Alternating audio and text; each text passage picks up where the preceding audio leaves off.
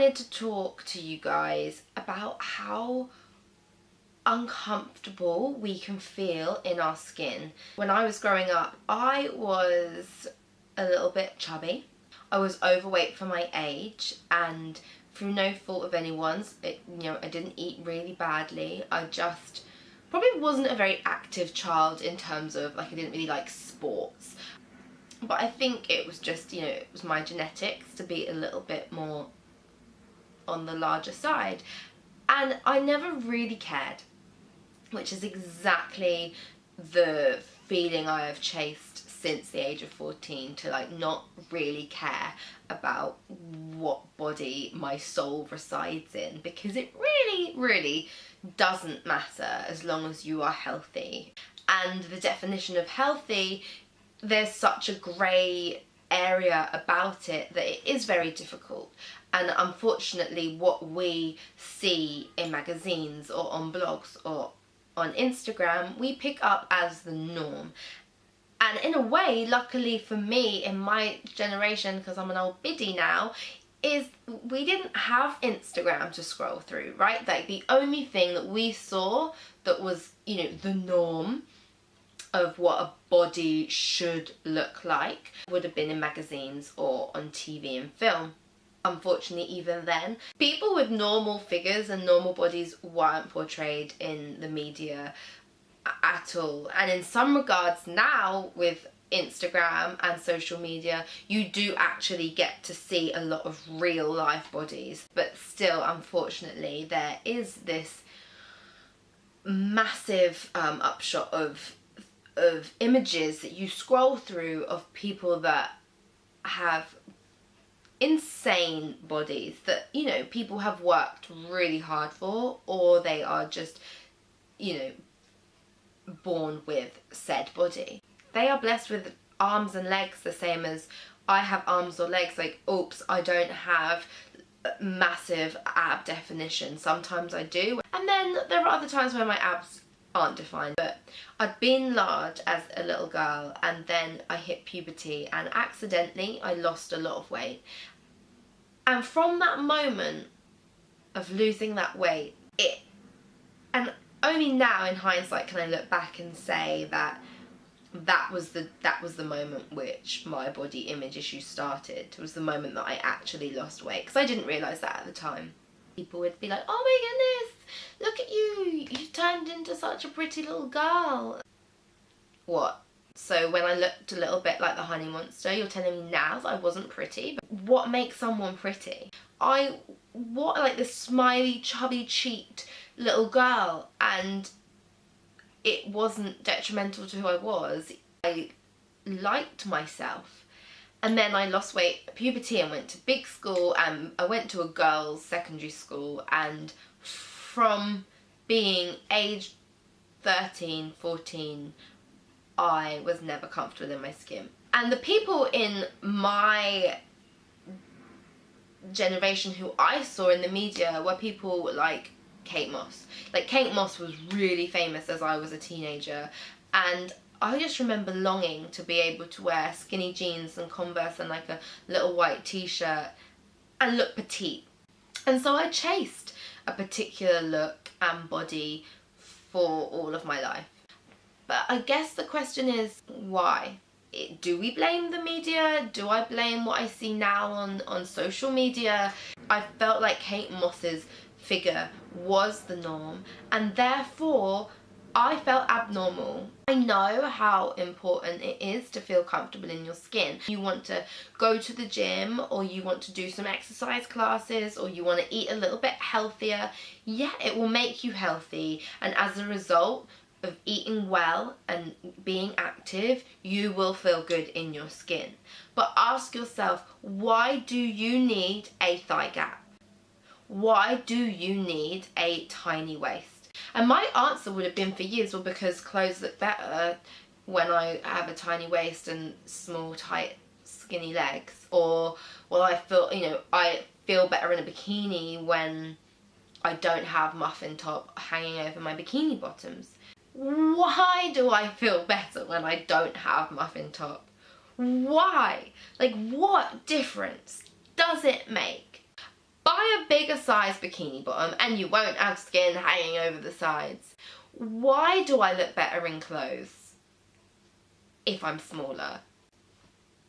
Because that's what I see on someone like Kendall Jenner, who just happens to have that body. Like, she just happens to be born with it. I was born with not much waist, okay? I don't go in and out. I'm quite straight down. And I definitely believe in being the best version of yourself, right? So I want to eat well and train so that I can have the best version of the body that I want. I'll never have Kate Moss's figure. And yet I chased that for so long. But I won't ever have it because it's not how my body's built, and that doesn't make us less than. I can still write. I can still write my poems and my blog and my posts on Instagram and share how I feel about my body, and I can still do all that whether I've got a little bit of extra fat on me or not. The only time when I'm not attractive is when I'm so hell-bent on worrying about what body I'm in. Ask yourself, do you really want to waste your holidays, your school prom, your time on a date with a boy, or your time hanging out with friends feeling so miserable about your body that is what you remember when you look back at your memories? If you are going to choose to have a healthier lifestyle, and if you are going to do it so that you feel better in your skin at the end of it, choose a lifestyle that doesn't make you miserable whilst doing it. If anything is making you miserable whilst doing it, it's not worth it. You have to find a way of doing it that doesn't impede on your happiness. Impinge. That doesn't impinge on your happiness. Because what's the point otherwise? So you have to find something that makes you enjoy the journey, because otherwise it's such a waste of time. If there are reasons that you want to change the way you look in your skin so that you feel better in your skin, do it. But do it in a way that is healthy, doesn't put you in danger of getting ill, that doesn't put you in danger of getting grumpy and miserable and rude to everybody around you because you can't eat that or you can't eat that, or you've got to go and exercise. Find exercise that you actually like doing. Build up some habits, slowly and surely, because I never liked going to the gym ever, and I was a very lazy person. But I started with maybe 3 20-minute sessions, 3 half-an-hour sessions, and then I built that to 4 half-an-hour sessions, and now I train 6 days a week. I'm active anyway, 6 days a week for at least an hour and a half, because I enjoy it. And we find a way of doing it that is authentic to us and real to us, and try different things out. The main part is to know that if you don't get the results you want when you want them, you're still good. Like, you're still an awesome, amazing human being. Whether you have that muffin top, or whether your thighs touch together, or whether you don't fit in whatever dress size that you want to feel good in. If you look at yourself in the mirror and you say, man, I look good today. Like, keep telling yourself that, because you will look good today. I've looked at my body and it's been in better shape and hated it more than when I've looked at it and it's in worse shape and liked it more. And the only difference was because I've looked at it with a different perspective. Find the things that you like about your body and concentrate on them. Who's telling you what is perfect? Who? Why is that? Oh, but boys fancy girls with a bigger bum and a smaller waist. So? Find a boy that isn't just interested in a big bum and a small waist. Find a boy that finds your brain amazing because you tell great stories or you make him laugh. Of course, there's always going to be something that is seen as attractive, and there's always going to be the media telling us what it is. But trust what you find to be beautiful. Do you find being a good human nice and loyal and fun for your friends and family to be around? Surely make that worthy, rather than whether your knees have some chub around them or not. 5 tips to help you be happy in your skin. 1. Go to the mirror and find all of the good things about your body. Just find the things that you like Not thinking about anyone else, not thinking about whether the industry or society deems dimples to be okay. I'm gonna look in the mirror and I'm gonna say, I like my eyebrows. I also like my calves. Don't even think about the things that you don't like, because usually what I look in the mirror and go, oh, I don't like this, I don't like that. No, you're not allowed to do that. Now go write it down. So you told yourself those 2 things in the mirror and you go and write them down and you put a date there. You would do this every single week and try and add in an extra thing that you like about your body or about you every single week. Number 2, stop comparing your body to somebody else's. Don't compare it to Eve's, don't compare it to Sally's, don't compare it to Kayla Itznis or Weight of Grey or Jen Settler. Your body is your body. You can make your body the best version of it you want to if you want to. You can go to the gym, you can train, you can do workouts at home, you can go for a run, you can do ballet, you can do gymnastics or swimming, horse riding, anything you want to do that you feel will benefit your goals and your body. Be active, do stuff, eat well, but stop comparing your body to one of the bodies you see on Instagram because you've decided that that is perfection, because that's not perfection just because you've decided it is. Just because you have the idea that that is what you want to look like, it doesn't mean that's what you should look like. You should look like you, in all of you, and embrace everything about you. Number 3, write down how you feel. Say I have the thought, I feel fat. I just try and find the first time I ever had the thought. I can go to the first time I went to Tammy Girl and tried on a crop top and denim shorts. And I felt, it was the first time I had the thought of I feel fat. And then I can kind of conclude that it's an old thought pattern that makes me feel that way. So even when I look in the mirror now, I still might feel like that. I just write exactly what I felt at that time when I was 11, feeling that way, and what that meant to me at the time. And often just accepting the fact that I feel that way, or accepting the fact that I have felt that way, usually makes me feel a bit better. It releases it, because usually we're resisting that thought. We're like trying to block it. It's like, I don't want to feel that, I don't want to feel fat, I don't want to feel fat. And often the resistance means it's there, it's like trapped in our heads. So it's like, see the thought, write it down, accept it, be honest with yourself. This is me, I feel fat, and this is why. Once you've written it, it's like you're accepting it and you're letting it go. Number 4,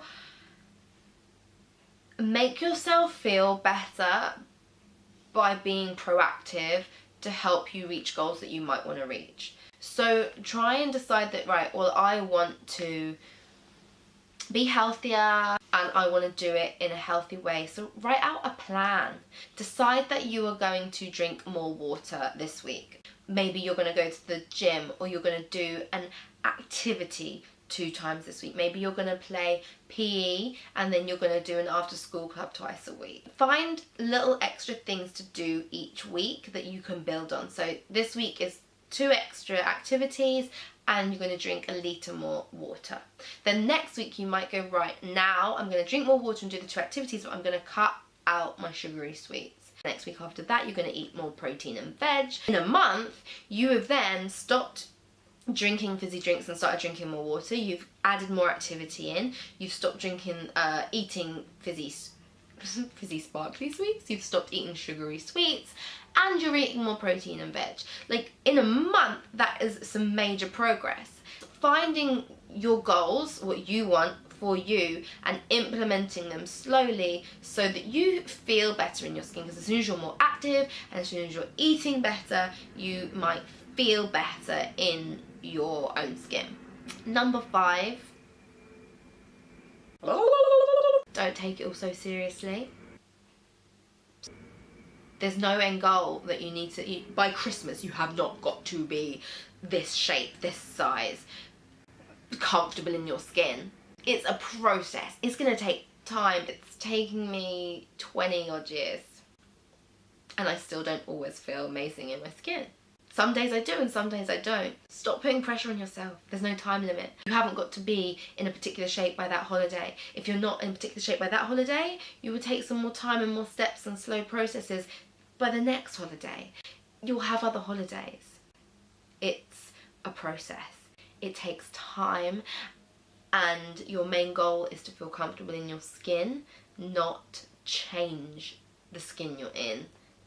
If you can be comfortable in your skin, in the skin you're in now, like, that's the thing that should be the most important. And if by chance getting comfortable in your skin creates the body you're in to change for what you find to be the better, not anybody else, then amazing. So just take your time. Just don't put any pressure on it. Don't take it so seriously. Enjoy eating better, finding new recipes on Pinterest, or scrolling through Instagram, screenshotting all these pretty bird's eye view pictures of things, and let the process be a part of your lifestyle. Don't change your life completely just to look like Kate Moss, because I tried that for 20 odd years and I wasn't happy doing it. So that's going to conclude getting comfortable in your skin, and hopefully this will help some of you. And if you have any questions, comment below, and if you want, go to my Instagram, which is freefannifitness, my blog, which is www.freefanny.com. Okay, that is all, because I've been talking now for about a million years.